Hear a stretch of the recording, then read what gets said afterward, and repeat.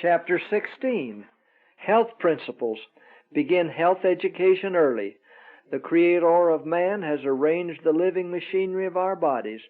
Every function is wonderfully and wisely made, and God has pledged Himself to keep this human machinery in healthful action if the human agent will obey His laws and cooperate with God. We may behold and admire the work of God in the natural world, but the human habitation is the most wonderful. From the first dawn of reason, the human mind should become intelligent in regard to the physical structure.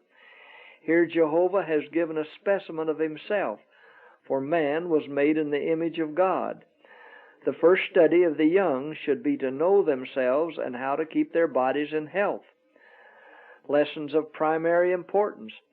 In the early education of children, many parents and teachers fail to understand that the greatest attention needs to be given to the physical constitution, that a healthy condition of body and brain can be secured.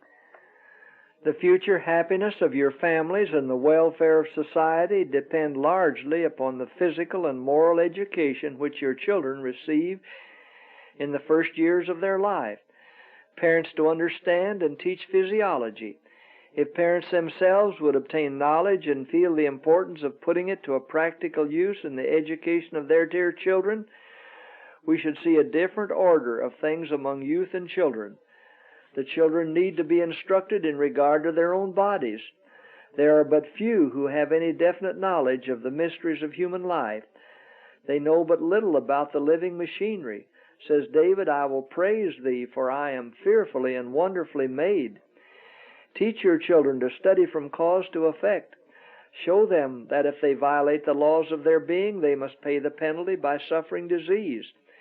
If in your effort you can see no special improvement, be not discouraged. Patiently instruct, line upon line, precept upon precept, here a little and there a little. Press on until the victory is gained.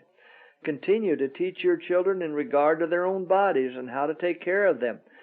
Recklessness in regard to bodily health tends to recklessness in moral character. Healthful living should be a family matter. Healthful living must be made a family matter. Parents should awake to their God-given responsibilities. Let them study the principles of health reform and teach their children that the path of self-denial is the only path of safety. The mass of the inhabitants of the world, by their disregard of physical law, are destroying their power of self-control and unfitting themselves to appreciate eternal realities. Willingly ignorant of their own structure, they lead their children in the path of self-indulgence, thus preparing the way for them to suffer the penalty of the transgression of nature's laws. Physical training should be given. Physical training, the development of the body, is far more easily given than spiritual training. The nursery, the playground, the workshop, the sowing of the seed, and the gathering of the harvest, all these give physical training. Under ordinarily favorable circumstances, a child naturally gains healthful vigor and a proper development of the bodily organs. Yet even in physical lines, the child should be carefully trained. Obedience to nature's laws brings health and happiness. Our children should be instructed that they may be intelligent in regard to their own physical organism. They can at an early age, by patient instruction, be made to understand that they should be made to obey the laws of their being if they would be free from pain and disease. They should understand that their lives cannot be useful if they are crippled by disease. Neither can they please God if they bring sickness upon themselves by the disregard of nature's laws.